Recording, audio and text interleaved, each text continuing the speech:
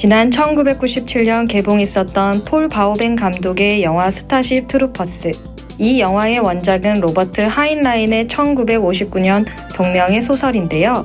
이후 수많은 SF 작품들에 지대한 영향을 미치며 밀리터리 SF의 명작으로 칭송을 받고 있습니다. 원작과 영화는 어떤 차이들이 있으며 어떤 점들이 후대의 작품들에게 영향을 줬을까요? 안녕하십니까? 아제너드 오작가입니다. 투디님 모셨습니다. 안녕하십니까. 스타쉽 트루퍼스. 이 영화 벌써 나온 지도 꽤 오래됐어요. 예. 1997년 영화니까 20세기 영화네요. 그렇습니다. 그 당시를 감안하면 이게 그 CG를 비롯한 그 특수 효과가 굉장히 인상 깊었던 영화였어요. 그 유명 게임 그 스타크래프트에도 많은 영향을 미쳤다고 하던데요. 예. 그 스타크래프트 유즈 맵 중에 이 영화와 같은 이름으로 된 맵이 있어요.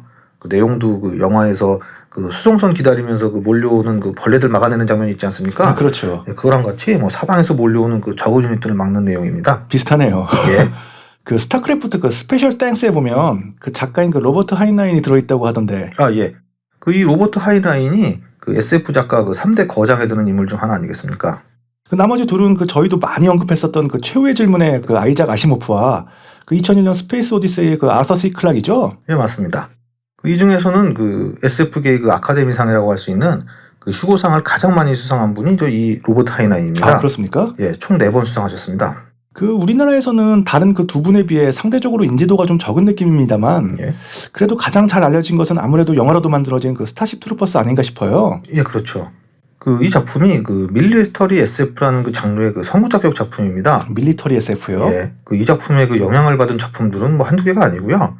그 영화 그 에이리언 2의 그 감독 그 제임스 캐머런은 그 당시 그 출연진들에게 이 소설을 읽고 오라는 숙제를 내줬었고, 그 앞서 언급했던 스타크래프트뿐만 아니라 그 일본의 그 대표 애니메이션 시리즈인 기동전사 건담이 있지 않습니까? 좀 유명하죠. 예, 그 기동전사 건담에도 영향을 줬습니다.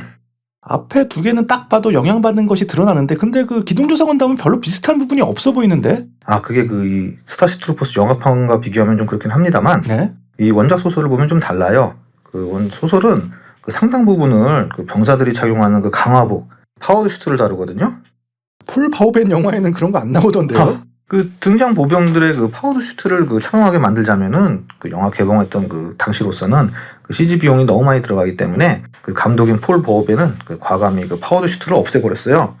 이것 때문에 그 원작 팬들에게 굉장히 많은 비난을 받기도 했습니다. 그 폴 바우벤은 그 제작 준비 단계에서 그 원작 소설을 읽다 말았다는 얘기도 있던데. 예, 그랬다고 합니다. 그리고 또 이제 후속으로 그 비디오 시장용으로 나온 그 속편들에는 이 파워드 슈트가 등장하기도 해요. 그렇죠. 아무튼 이 강화복의 개념은 이 스타쉽 트루퍼스에서 유래된 부분이 굉장히 많습니다. 특히 그 단순히 방어력을 높이는 갑옷 개념이 아닌 그 자체 동력으로 인해 구동되는 부분은 정말 그 후대 많은 작품들에 영향을 미쳤지요. 폴아웃 시리즈의 그 파워 아머나 게임 타임타폴, 앤썸 등등 수많은 비디오 게임들도 있고, 그 영화도 그 엣지 오브 투모로우 등에도 이런 거 나오지 않습니까? 그렇죠. 그리고 그 뭐니 해도 최근 가장 유명한 그 파워드 슈트라면 그 아이언맨 슈트 아니겠습니까? 당연하죠. 정말 그런 작품들 많죠. 많은 애니메이션들이나 그 영화의 그 여러 형태로 등장하고요. 예. 이 작품이 그 처음 영상화된 곳은 그 일본에서가 먼저였어요. 일본에서요? 예. 그 80년대 후반에 그 비디오용 애니메이션으로 만들어진 것인데, 제목은 우주의 전사입니다. 우주의 전사. 예. 여기서는 그 영화와 달리 그 파워드 슈트가 잘 묘사되어 있고요. 참고로 그 국내 원작 소설도 그 초판 제목은 우주의 전사였습니다. 저도 이 버전으로 읽었는데 이게 지금은 굉장한 레어템 취급이라 구하기도 어렵고 거래 가격도 굉장히 비싸다고 합니다. 그럼 그 책 보유하고 계신 겁니까? 그건 아니고요. 도서관에서 빌려봤습니다.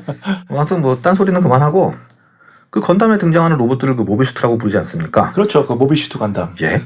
이 건담 기획 과정 단계에는 그 로봇을 배제한 작품으로 기획을 하고 있었다고 합니다.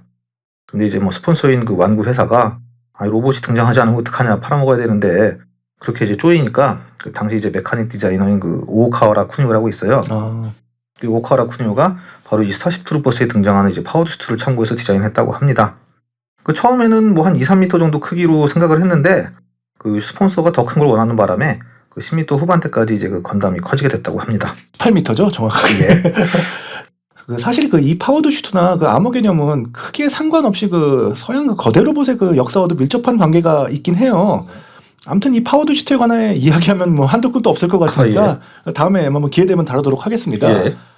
다시 원작 얘기로 돌아와서 이게 그 소설은 그 초반에 그 외계 그 벌레들의 그 행성에 투입되어서 전투하는 장면부터 시작하는데 이 부분이 그 굉장히 스펙타클하고 재밌어요. 역시 그 밀리터리 SF의 대표작답네요. 예. 그거 그 웬만한 그 어느 액션 영화 저리 가라 할 만큼 정말 그 박진감 넘치게 그 부분이 묘사되는데요. 근데 초반에 이런 그 나왔던 이 전투 액션 장면은 이 부분이 끝이에요. 끝이에요? 예, 소설 끝날 때까지 다시는 이런 장면이 나오질 않습니다. 뭐가 그럽니까? 그 밀리터리 SF라면서. 아까 이 소설은 그 이런 그 액션 장면보다는 네. 그 사실 그 미래의 세계관과 이 설정 등을 그 작가의 상상력으로 펼치는데 바로 이 부분이 이 소설의 그 집용목이에요. 영화처럼 그 벌레 마구 부수는 내용 아니에요?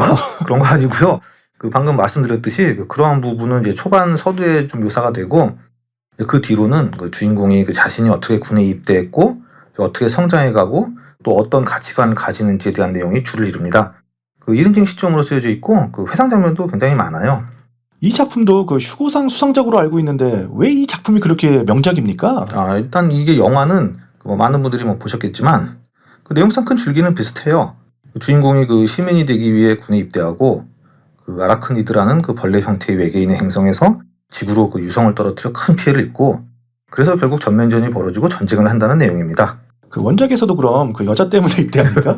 그 영화에서는 그 데니스 리처드가 맡은 역할이었죠? 아닙니다. 그 원작에서는 그 영화에 그 나오는 그 초능력하는 친구 있지 않습니까? 안에 그 배우 그 닐 패트릭 해리스요. 예. 어렸을 적에 그 천재 소년 2기로 알려진. 예.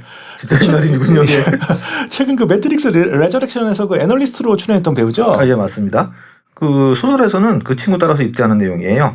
그리고 그 영화에서는 그 이제 부모님 모두 이제 사망하는 걸로 나오는데 원작에서는 이제 어머니만 사망하고 이제 아버지는 연락이 두절됐다가 그 후에 그 아버지가 입대를 해요. 그래서 자신보다 낮은 계급으로 이제 어디서 만나게 되는 그런 장면도 나옵니다. 원작과는 좀 다르네요, 확실히. 그런 부분도 있지만 그 시민이 되어야 그 참정권을 가질 수 있고 또 시민이 되려면 입대해야 하는 그런 부분들은 영화에도 잘 나오지 않습니까? 그렇죠. 군국주의적인 내용이 좀 나오죠. 예, 맞습니다. 사실 이 작품에는 그 전체적으로 이제 군국주의 사회를 묘사하고 있는 게 포인트예요. 네. 그 영화에도 나오는 그 선생님 있지 않습니까? 그렇죠. 그 영화에 나오는 선생님도 그 원작에서는 그 상당히 많은 분량을 할애 나오는데 굉장히 군국주의자인 그 선생님의 가르침에 대해 그 깨닫는 내용이 꽤 길게 나와요.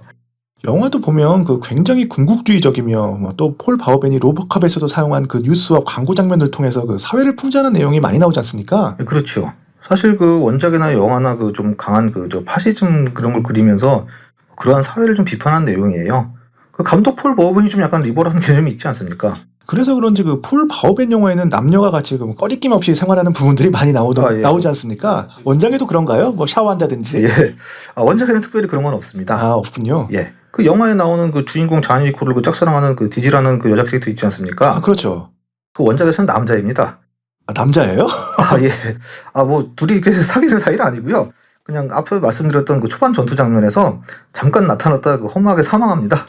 그러면 그 카르멘 그 친구는요? 그 친구는 그 카르멘은 여자로 나오고요. 아까 말씀드렸듯이 얘 때문에 입대하는 건 아니고요. 그 중반 무렵에 그 잠시 그냥 만나요. 그리고 파일럿으로 입대한 건 맞고요. 아무튼 그 이 원작에는 이 파워드 슈트 말고도 그 영화에는 없는 또 중요한 개념이 하나 등장하는데 바로 강하입니다. 강하요? 예. 그건 또 뭡니까?